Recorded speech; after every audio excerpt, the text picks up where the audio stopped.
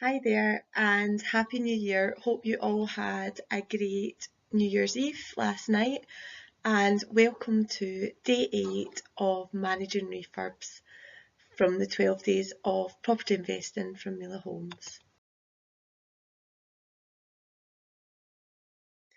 So, DIY or don't, when thinking about refurbs, it's really important to consider a few points before you decide whether you want to do it yourself or you want to get a builder to do it.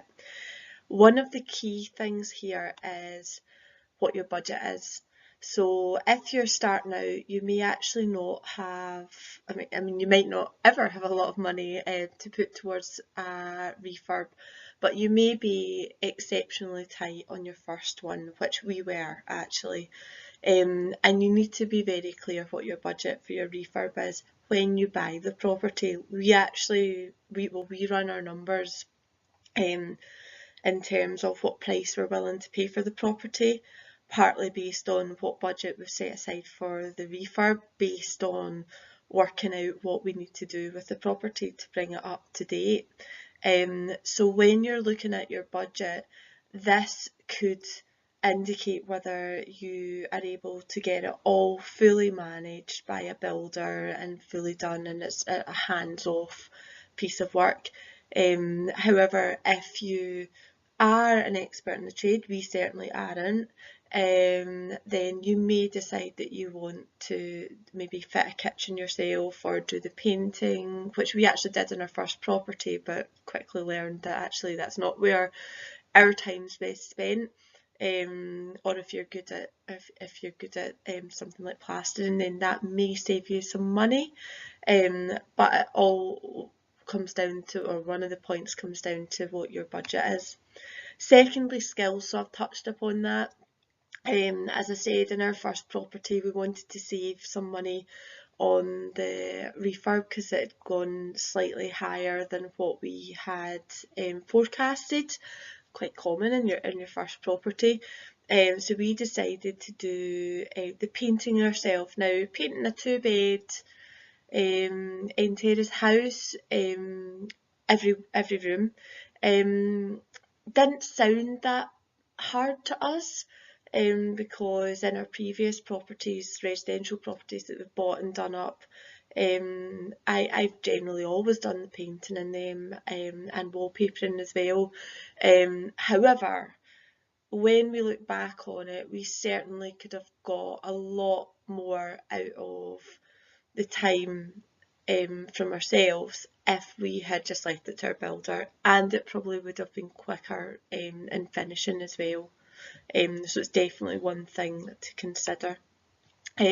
Thirdly is time. So here I just want to kind of make the point, so when I've been talking about our experience, if you look at, say for example, if you estimate that your time in trying to find the deals and finding the money for in property investing is worth, say, £20 an hour, if you can find somebody to do the job of painting, for example, for £10 an hour, if you look at that, what's the best use of your time?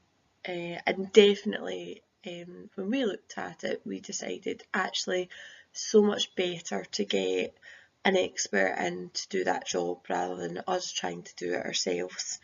And that really means that now going forward, we can spend most of our time trying to find the next deal and trying to find the money for that deal, allowing the experts to go in and refurb the property in the quickest time possible, which when you get into this professionally, which some of you may already be in listening to this, you'll appreciate that actually time is really what makes quite a big difference in this game.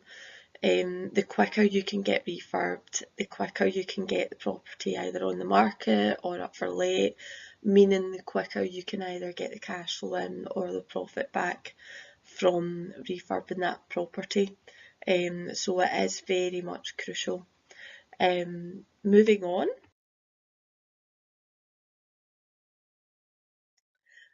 So we thought that one useful section in here would be around top tips for working with builders.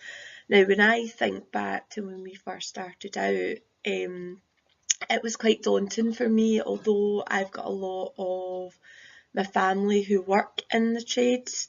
I would not really be able to say that I know what I would be talking about if I'm talking about soffits on the outside of a property, or my brother's my electrician and he tries to explain to me the different types of wiring and sockets and things like that, and to be honest it does go a bit over my head. So it's been really important for me to build relationships with builders and tradespeople to the point that I can implicitly trust them.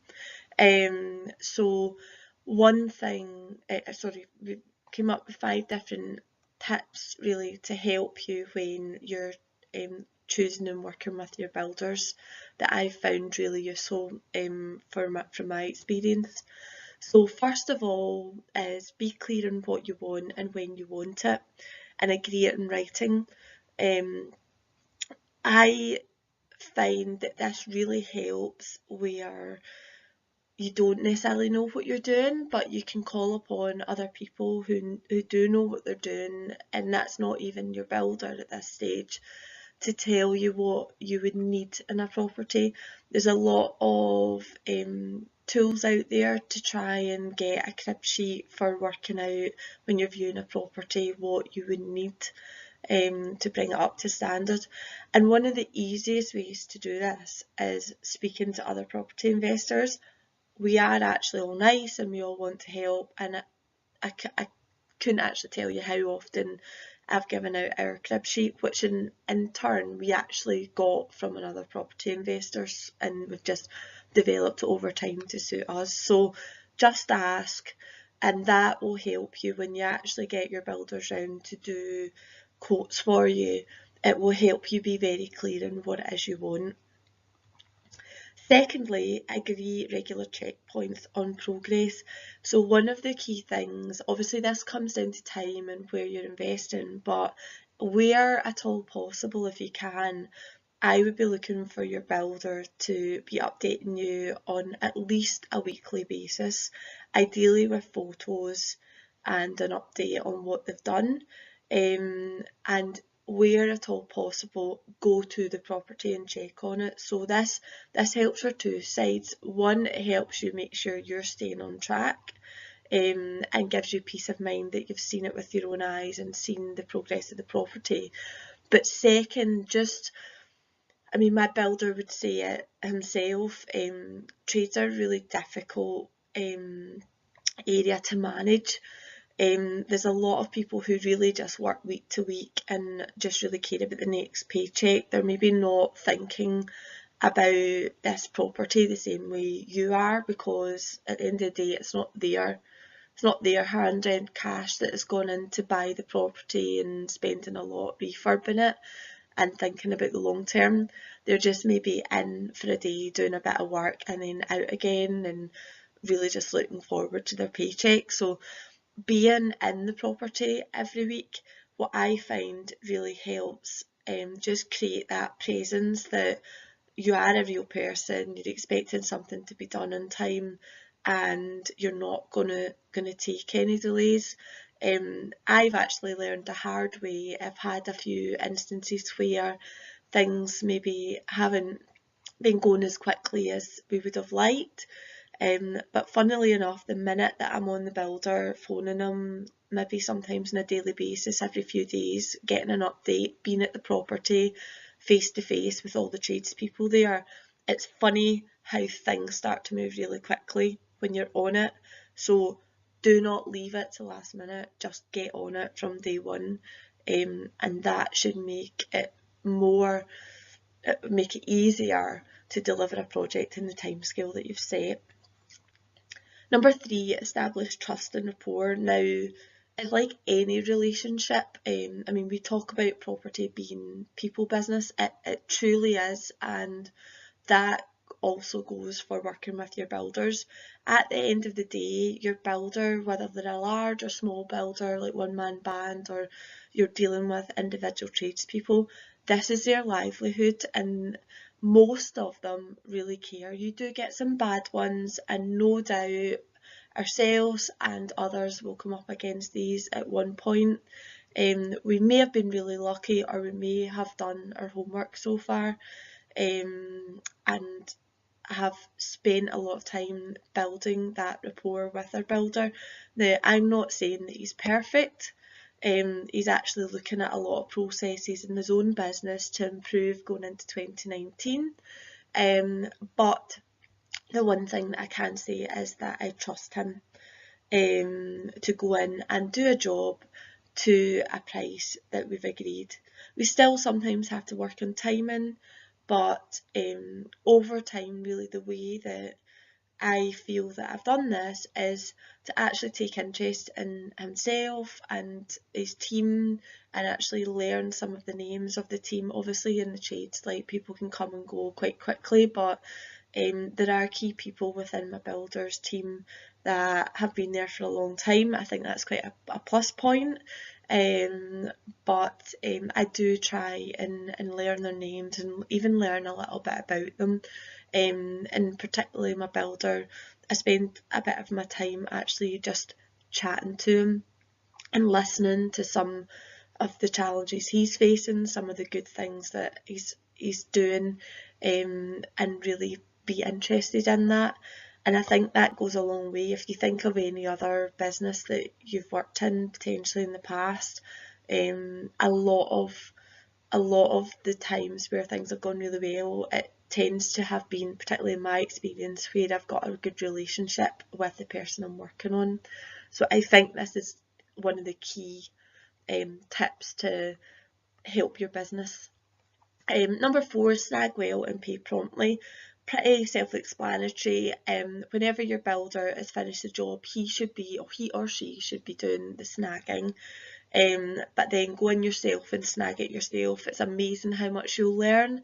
It's amazing how much you'll actually pick up as you walk around the property. When you're doing that, think about how somebody, your tenant or your buyer, will do that, will use the property, sorry. So go round and check all the light switches, check the oven, check the hob, check all the windows, walk the property, so go in and look in all the corners, make sure all the skirtings are in place, make sure the door handles work. It is crazy things like that I've noticed that maybe the builders forgot to do something. So make sure you snag and write all those details down back to your builder. And when everything is done correctly and the builder sends you the final invoice, pay it straight away.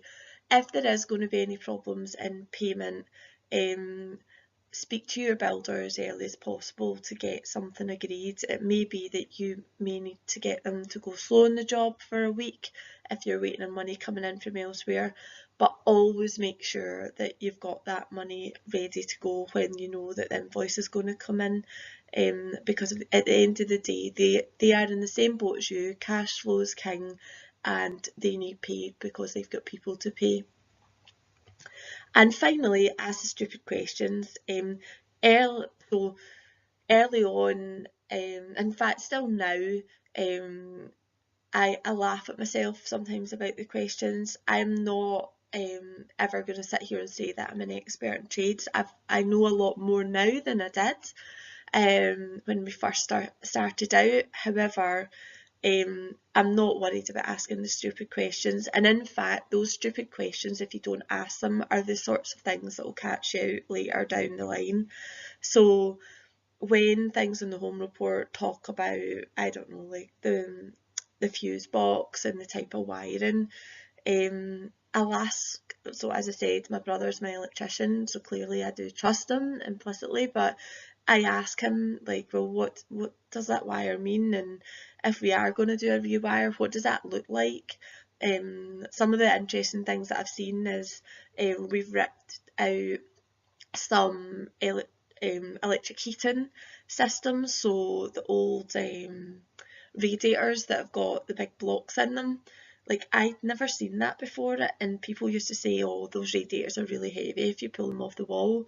Well, actually, when we were ripping them out, I went down and spent time with my brother and his colleague who was doing the rip out, and got to hold one and see actually how heavy they were. Now, that's something that I would never have seen before, but it might be a bit geeky of me being quite interested. Not everybody will be interested in that, but it was really good. And also, I was at a session where somebody did a presentation on asbestos recently, and I was totally blown away. I knew it was something bad, and I knew that you maybe find it in like soffits or in your loft, like round about your old boilers and things like that, and in Artex, lovely Artex in the ceiling, but I didn't really know what it was. I just knew it was something bad. And when guys stood up and spoke about, well, it's actually a man-made material found in the ground. Sorry, it's not a man-made material. It's found in the ground naturally.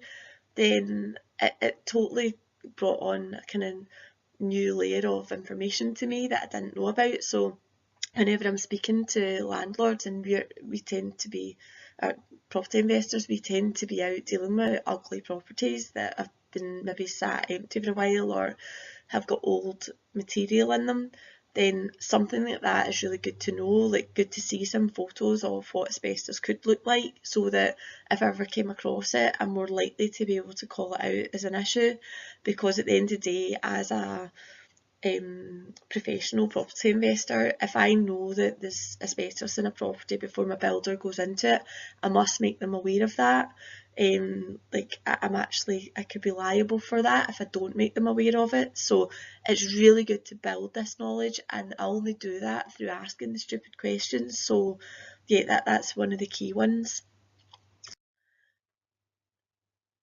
So thank you very much. Conscious I've gone over time, I get a bit excited when I talk about how I deal with the builders, and some of the things that I come across. So thanks very much, and hopefully you have a brilliant new year, celebrating what you've achieved in the last year and what you're looking forward to in 2019. And speak to you soon on our next episode.